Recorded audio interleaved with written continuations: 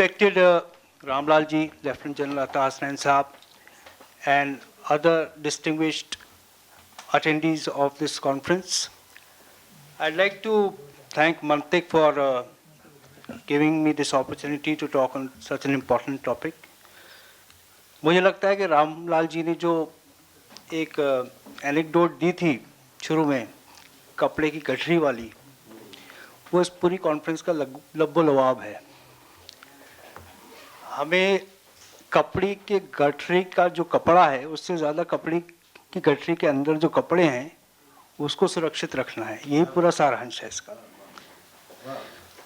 Now, India's inclusive tradition in Islam is such a vast subject that even a lifetime of scholarship would hardly be enough to fully understand and appreciate its full scope, depth, and richness. I am not a historian, linguist, theologian, or sociologist. I approach this subject through what I know best, the lived experiences of people and the discourses that continue to shape our society. So instead of presenting a purely academic account of India's syncretic civilization, I will share two things first. First, my sense of the historical foundations of Islam in India and inclusiveness. And second, the living examples of our composite culture that continue to inspire us today, followed by a few thoughts on the way forward. Let me begin with Bahadur Shah Zafar. Maulana Umar Ilyasi Sahab also had spoken to him. Let me just underscore. The last emperor who was exiled to Rangoon, there he wrote the famous couplet, Kitna hai badnasib Zafar dafan ke liye, do gaz zameen bhi na mili koe yaar mein. For any Muslim, the choice of a final resting place is deeply emotional. Zafar mourns that he could not be buried in his beloved Delhi. To me, this verse captures the emotional and civilizational strength of India's inclusive spirit. An Indian Muslim born in India would always wish to be buried in his native place. This country has always valued human dignity over material concerns. Countless people from all parts of the world down the ages chose India to make their home. For unparalleled peace of mind, spiritual depth, and innate humanity it offers. When I began my career in journalism nearly 30 years ago, my understanding of India's inclusive tradition was basic. Like many ordinary Indians who are particularly not aware of the vast scope of India's inclusive culture.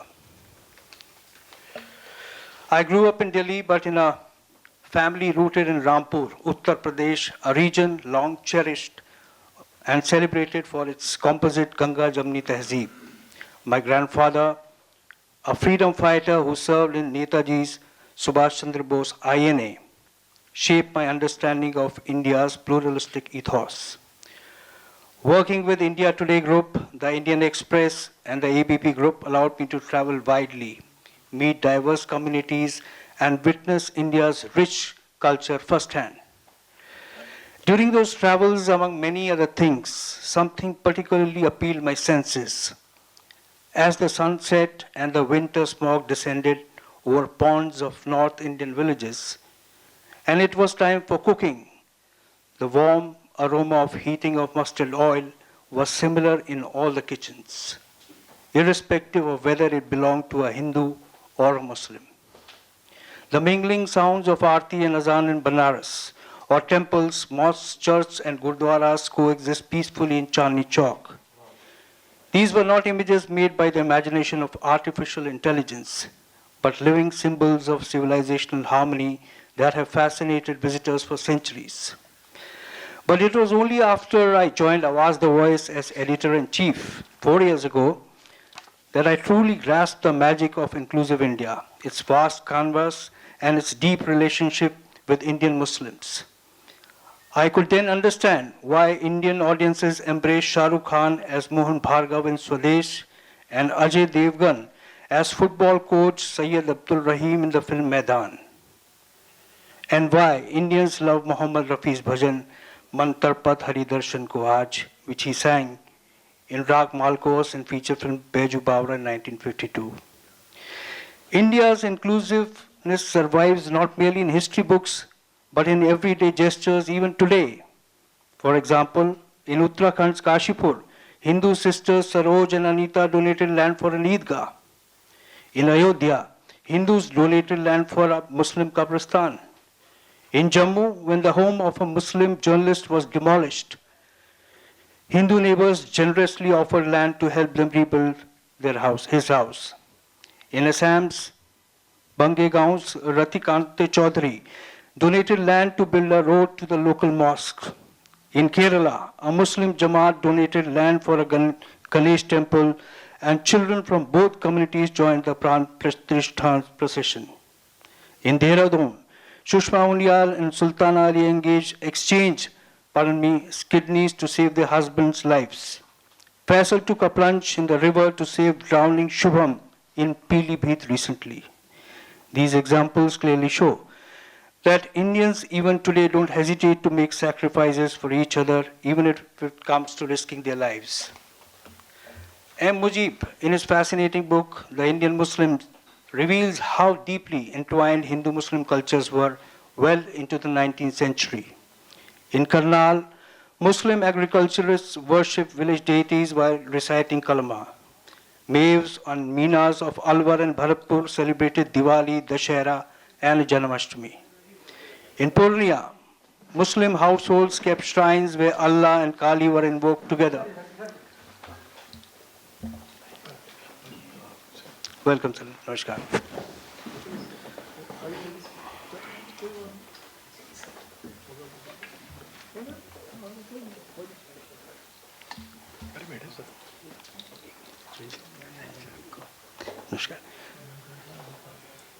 In Purnia, Bihar, Muslim households kept shrines where Allah and Kali were invoked together. In Kishanganj, shrines of Beshahari, the snake goddess, stood alongside mosques. Hussaini Brahmins observed Ramzan while remaining devotees of Imam Hussain.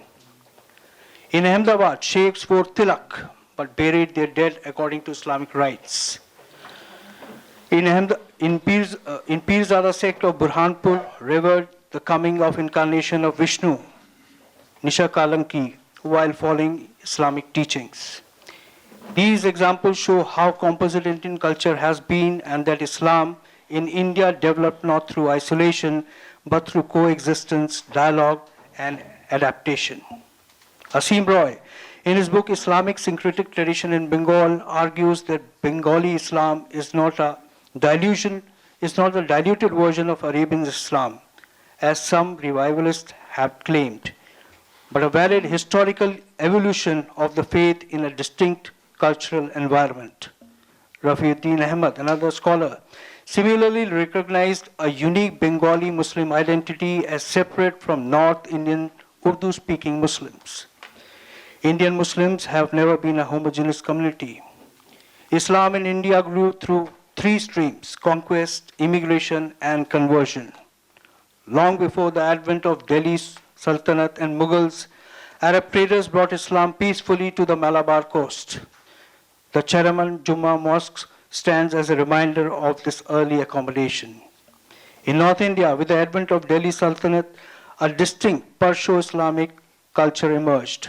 Yet, when the ulema urged Iltutmish in 1285 to impose strict Sharia law, he refused, recognizing India's diverse social fabric and even feared a stiff resistance from the native Indians.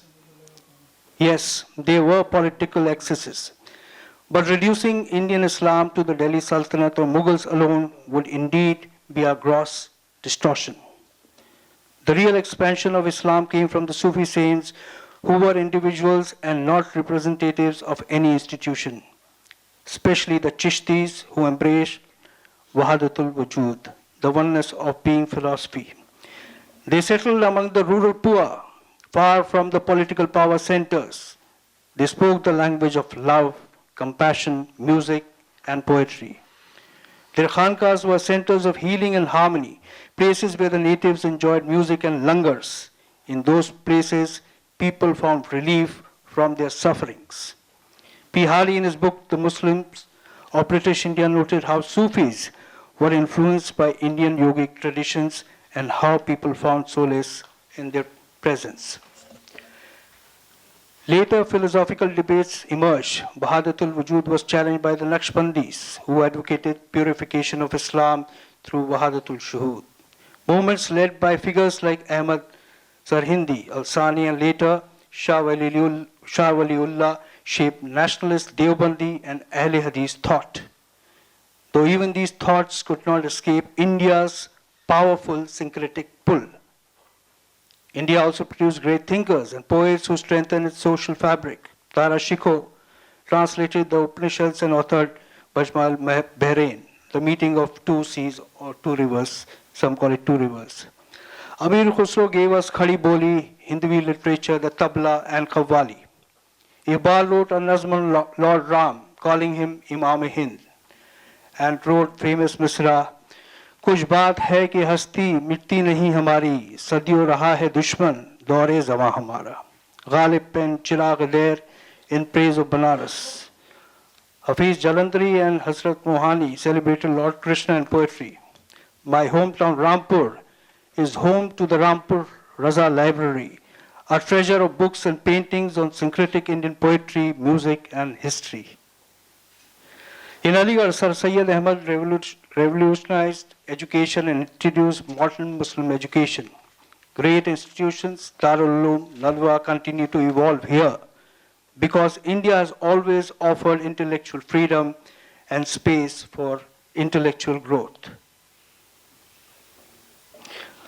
Mushirul Hasan, in his book Islam and Indian Nationalism, quoting a British historian, notes that Indian Muslims have failed to respect and celebrate their heroes. Hardly Indian Muslims visit the grave of Maulana Azad in front of Delhi's Jama Masjid, or that of Dr. Zakir Hussain and M.A. Ansari. Even scholars of Aligarh Muslim University have been insensitive to the ideological context provided by the Aligarh movement with regards to the education. There is hardly any appreciation of the pioneering efforts of Sir Syed Khan. Though I also believe that the movement was largely from the Ashraf point of view, but it did bring about revolution in Indian Muslim education. Yet it was colonial rule, especially towards the end, that struck the deepest blow to India's inclusive ethos. The British enforced rigid identities, Hindu versus Muslim, weakening centuries-old shared values. And yes, even today, polarization has grown globally and domestically. Influenced by post-9/11 Islamophobia and radical foreign ideologies, some Indian Muslims have dangerously drifted away from the indigenous Sufi-inspired traditions. We cannot deny that our inclusive heritage has suffered setbacks, even though we have shining examples of great Indian Muslims like APJ Kalam and renowned archaeologist K.K. Muhammad, who has done commendable work, scholarly work on 100 ancient temples in Bateshwar in Bundelkhand area. Ajmal Sultanpuri, in his famous poem, "Kahan hai mera Hindustan," beautifully says, "Main dhoond raha hoon. Jahan the Tulsi aur Kabir, jaisi jaise Peer Fakir, jahan the Momin, Ghalib, Mir, main usko dhoond raha hoon." Today, the challenge before us is to reclaim that heritage, to revive justice, compassion, and the Sufi orientation that shaped Indian Islam. Indian Sufism also needs to do away with the corruption which has set in.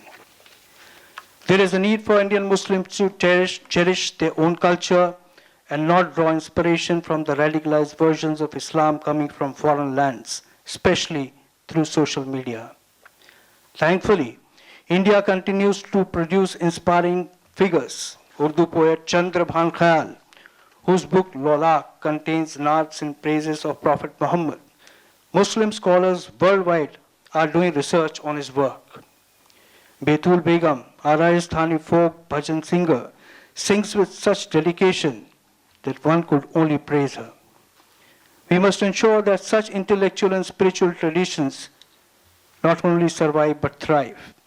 David Lelieveld, a renowned sociologist, in his book Aligarh's First Generation, which primarily focuses on Muslim class differences, says the focus of British colonial officers was on freezing identities and chopping off ambiguities in the Indian culture. I'll just wrap up. Yes. Eventually providing a mold for fixing Indian, Hindu and Muslim identities. Sadly, political mishandling post-Indian partition, ignoring Hindu sentiments and useless appeasement of Muslims for political gains has not done any good to this great country. After the demolition of the disputed structure in Ayodhya in 1992, Indian Muslim clergy lost their influence significantly, and Muslims aligned themselves with regional political aspirations. Even this did not help them in any way. The political blunders of the past have led to accumulation of pressures and a strong Indian Hindu backlash, which is now leading to consolidation of Indian Muslim identities. The biggest casualty of this phenomena has been weakening of regional Muslim cultural identities. Bengalis and Bihari Muslim women who for ages wore sari now prefer burqa and hijab. The dhoti of Muslim men in Bihar has all but disappeared. Cultural diversity among Muslims is shrinking. Early in my career as a journalist, I asked a renowned artist, Vivan Sundaram, whether we could reduce chaos and Delhi could be made more orderly by making all colonies look alive. His reply always remains with me. He said, if all houses look the same, it would be so boring. Beauty only lies in diversity. Neither Hindus nor Muslims in India alone are responsible for the challenges we face today. It is important to understand that the strength of India doesn't lie in giving preference to any singular religious thought over the other. Those who have ruled in the past understood this very well. We need to understand this now as well. India as a nation stands on the delicate balance of plurality and not singularity. India's inclusive traditions and its unique relationship with Islam are not relics of history. They are the foundation on which a stronger, more confident and harmonious India can rise. Amid disruptions, I remain hopeful, see the possibility of brighter future, one where we as Indians can think clearly, live fearlessly, prosper and collectively pursue harmony. Thank you.